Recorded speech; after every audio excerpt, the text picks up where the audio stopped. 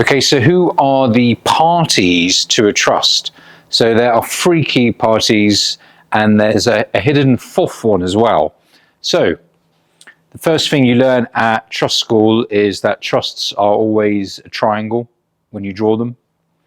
So I have done that. You know you're dealing with a really good lawyer if you can't read their handwriting like mine. That means that they've done a lot of studying and they're talking about. So the three parties to a trust, we have the settlor. So the settlor is the individual who is going to contribute the assets to the trust. The second actor is the trustee, and so the settlor actually transfers the legal ownership to the trustee. So the settlor no longer owns the assets and the trustee will legally own them. However, the trustee doesn't own them for their own benefit. They owe them, or rather they're holding them for the beneficiaries. And the trustee owes the beneficiaries the highest standard possible under the common law.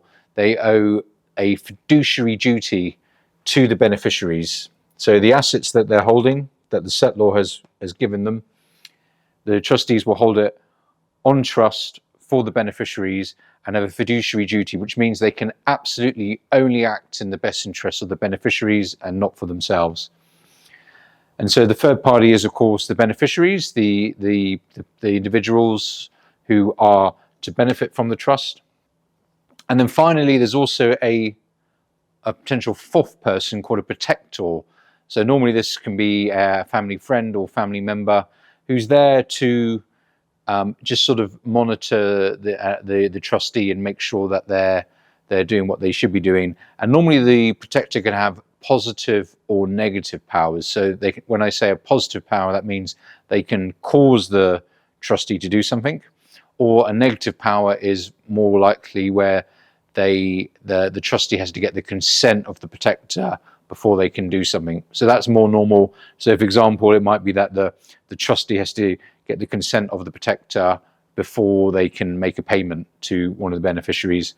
Quite often the settlor actually acts as the protector at the start of a trust. That's very common. And then maybe there's a successor protector that would take over if he or she is not around. So that there is the 3 or 4 parties to a trust.